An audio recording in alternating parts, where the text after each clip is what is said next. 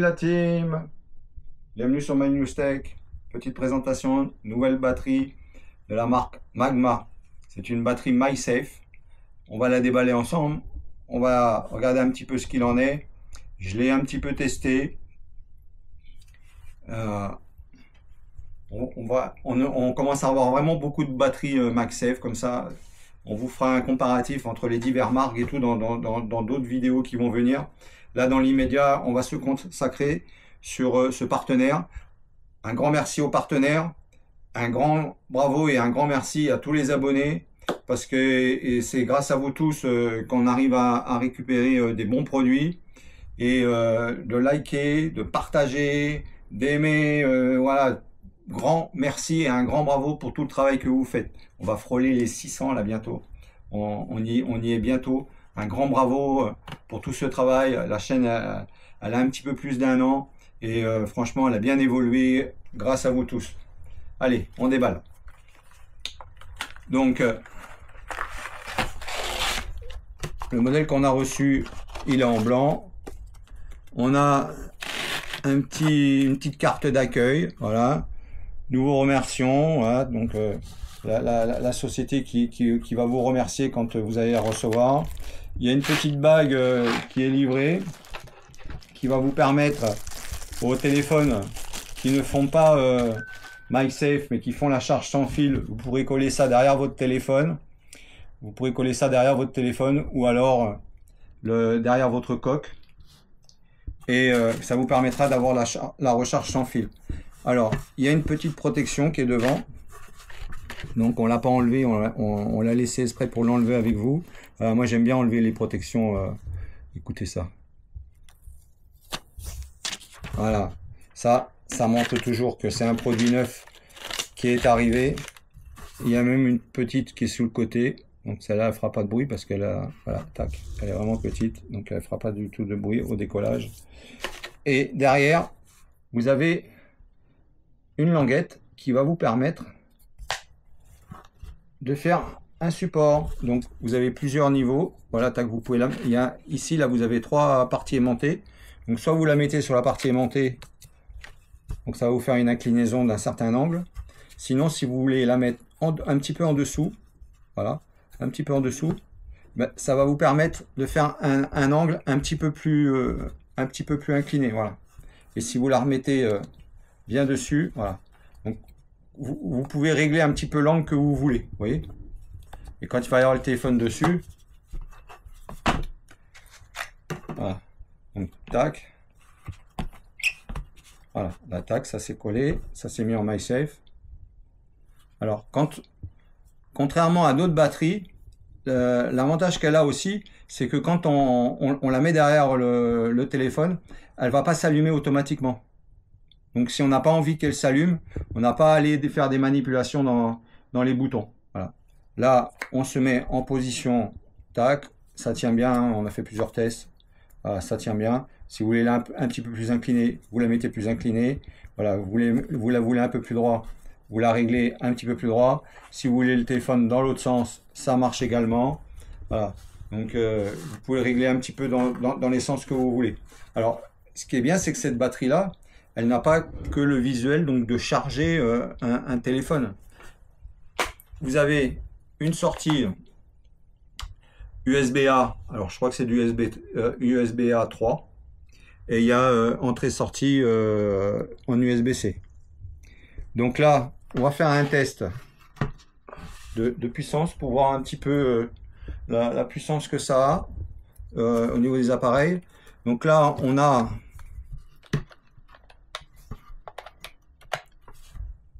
Là, on a un hub avec 3 batteries dedans de batterie de DJI Mini 4 Pro.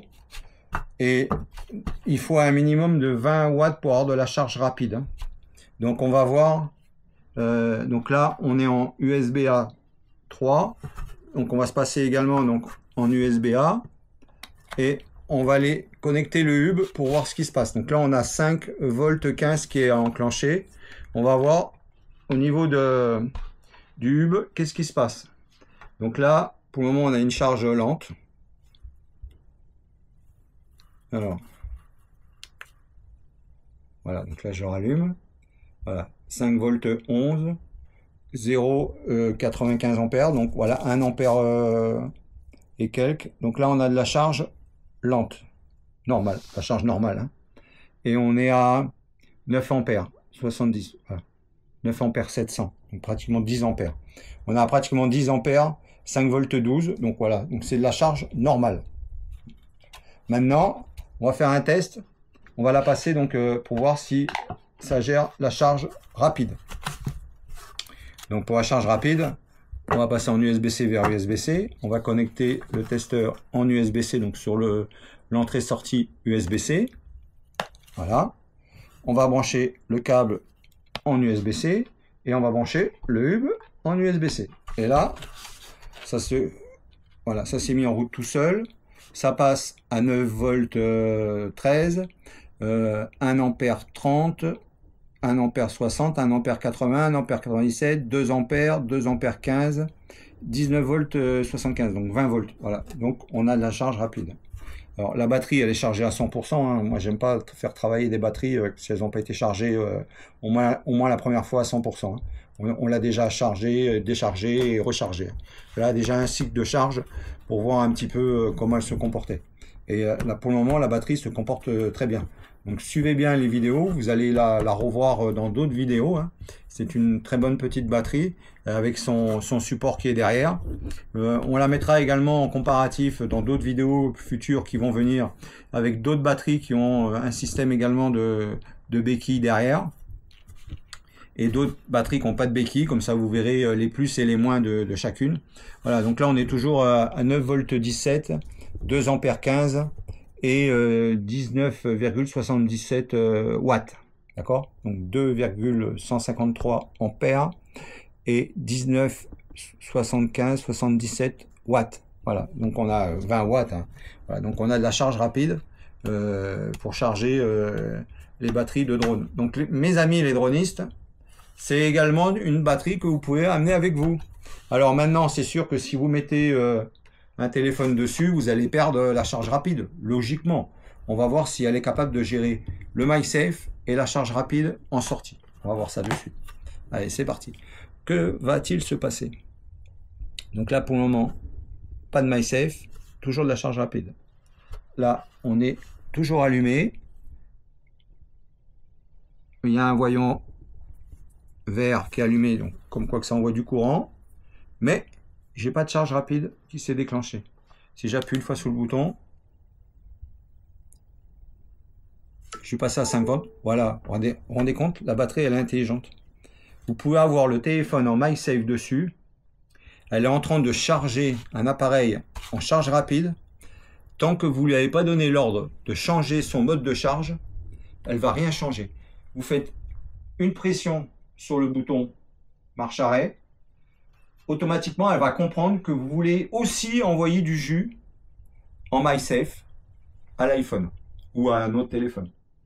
Et là, à ce moment-là, la sortie de charge sur le hub de 9 volts 77 qu'on était tout à l'heure, on est redescendu à 5 volts 177, 1,945 ampères et 10 watts 0,7. Voilà. Et là, on envoie vraiment ces 10 watts 0,7, ça bouge pas, ça bronche pas, ça recharge le drone et ça recharge l'iPhone. Là. Voilà, là c'est un iPhone Pro Max hein, qui est dessus. Donc franchement, la petite batterie là, c'est une batterie de 10 000 mAh et c'est franchement hyper intéressant. Voilà. Encore un produit qu'on vous recommande. Suivez bien dans l'aventure parce qu'on va refaire d'autres vidéos avec cette batterie. On vous dira ce qu'il en est après quelques mois d'utilisation et surtout que voilà, on va la mettre dans un comparatif avec d'autres batteries pour voir un petit peu ce qu'il en est. Mais là, pour le moment, elle a un énorme atout, c'est que dedans, elle est capable de distinguer quand on fait une recharge rapide et qu'on pose un appareil sur le MySafe. De elle-même, elle va pas dire voilà j'envoie la charge des deux côtés, or qu'on voulait continuer à charger en rapide. Alors maintenant je vais voir si je fais une double pulsation sur le bouton power, si ça arrête tout ou si ça n'arrête que le MySafe ou si ça arrête que la sortie des charges. D'accord? Allez, là on va voir deux pulsations sur le bouton power. simultanément, ça a arrêté la charge, ça a arrêté l'appareil. Voilà, donc là, tout s'est arrêté. Ok. Donc j'ai fait double pulsation, pulsation simultanée sur marche arrêt, donc le bouton power. La batterie s'est arrêtée complètement. Ok. Donc là, on va pas remettre en MagSafe. On va débrancher le hub. On va rebrancher le hub. Tac, ça se remet en route. Comme ça, on va voir si c'était un hasard tout à l'heure par rapport au téléphone ou si réellement la batterie, elle est capable de distinguer ce qui sort et ce MagSafe. Et à ce moment-là, si on veut du MagSafe avec ce qui sort, d'appuyer sur le bouton Power, donc marche arrêt, pour enclencher, en plus de la charge de l'USB-C qui sort en rapide, le MagSafe. D'accord ? Donc on va voir un petit peu ce qui se passe. Donc là, on a la charge rapide qui est repartie, donc ça clignote rapide, ça confirme. Ici, on a 19 watts 76, 75, 2 ampères 154, comme tout à l'heure, 9 volts 175, 174. D'accord ? Maintenant, on va poser l'iPhone, on va voir ce qu'il en est. Voilà, je pose l'iPhone. Voilà, tac, ça s'est mis en MagSafe.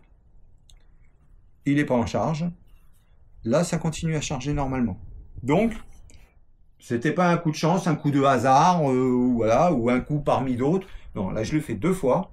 Et là, la charge rapide continue à se faire. Le MagSafe, donc le téléphone, il est enclenché en MagSafe sur la batterie. Et l'iPhone n'est pas en charge. Okay. Maintenant, vous allez voir, je vais appuyer sur le bouton Power. Donc là, vous allez voir que l'iPhone va se mettre en route. Voilà, je vais l'éteindre. L'écran s'est éteint. J'appuie une fois sur le Power. Voilà, là, on a bien la charge rapide. J'appuie sur le Power, donc le marche arrêt. Voilà. Voilà. Et là, maintenant, on a les deux. Donc ici, de charge rapide, on est repassé sur charge normale. 5 volts, 172, 165 comme tout à l'heure. 1,945 ampères, 10,05 watts, exactement comme tout à l'heure. Et là, l'iPhone est en charge. Ok. Bonne petite batterie. Bonne petite batterie, bonne petite présentation. Alors, alors le produit, il a été designé en Belgique. Donc, bravo à nos amis belges d'avoir dessiné ce produit.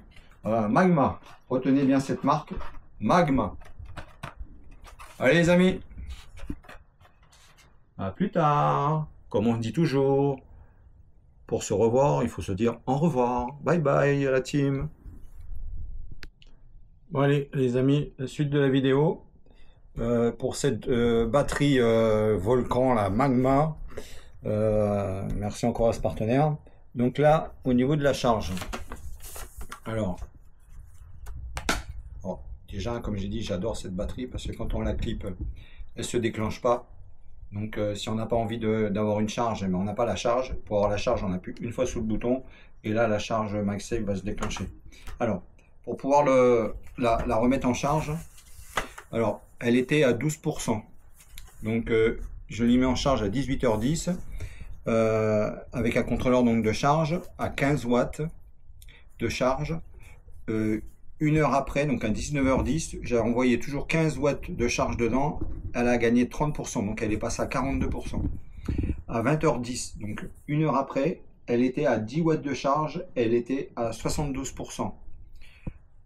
À 20h30, donc 20 minutes après, elle est passée à 4 watts, j'étais à 87% de charge. Et à 20h45, elle est à 0%, 100% de charge. Donc ce qui veut dire que elle a mis 2h30, 2h35 pour passer de 12% à 100%.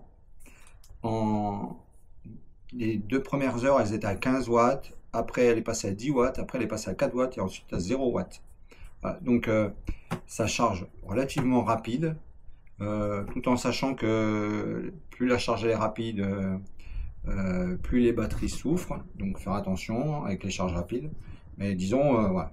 Alors, par rapport à d'autres batteries que j'ai comme ça, MagSafe avec un petit support, moi la seule chose que j'y trouve un petit peu chiant, c'est ça, parce que si on le met un peu mal ou quoi que ce soit, voilà, on a le téléphone qui a vite fait de passer en travers. Donc voilà, donc il faut vraiment venir mettre ça, essayer de le centrer le mieux dans la largeur parce que c'est pas rigide vraiment. Voilà, on peut le déplacer, donc la stabilité après elle est pas bonne. Voilà. Mais disons si on cible bien, voilà, tac, et pareil pour le ranger. Voilà, autrement voilà, on peut vite fait venir l'abîmer, donc faire attention, voilà, de bien le remettre dans son alignement. Voilà. Ça c'est le seul petit défaut que je peux y trouver. Sinon la batterie a une superbe autonomie. Elle n'est pas spécialement lourde pour une batterie de cette capacité. Donc c'est quand même une 10 000 mAh. Donc elle n'est pas très épaisse, elle n'est pas très lourde. Elle est facilement transportable. On peut y brancher un USB-A pour charger un autre appareil ou un USB-C également. Donc on la charge en USB-C. Voilà, donc c'est quand même pas mal du tout. Elle trouve facilement son angle quand on la met à l'arrière. Voilà, ça, elle trouve facilement.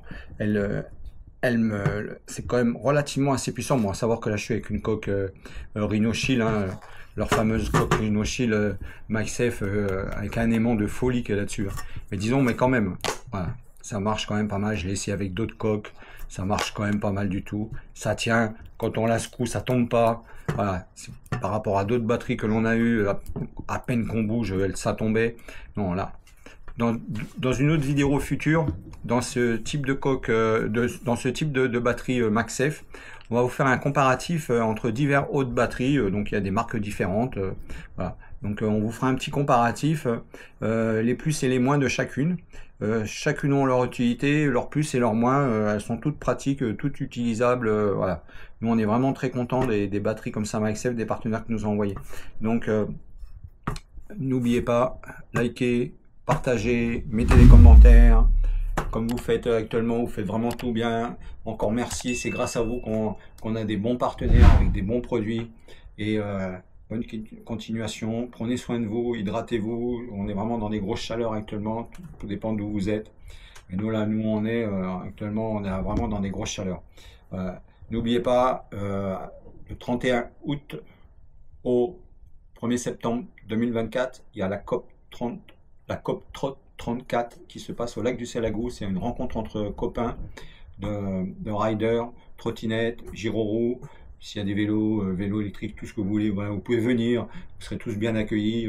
L'événement il est gratuit. Maintenant c'est sûr que si vous dormez sur place, il y a des emplacements qu'on a trouvé un peu à droite à gauche à 2 euros, 5 euros, 10 euros. Mais bon, c'est normal, hein, si vous allez à l'hôtel et tout, ou un endroit pour poser la tente. Maintenant, si vous voulez poser la tente en sauvage, faites comme vous voulez, mais disons, on a trouvé des endroits sympas où la police locale ne viendra pas vous embêter parce que c'est quand même réglementé, on est autour d'un lac, donc c'est quand même des réglementations à suivre.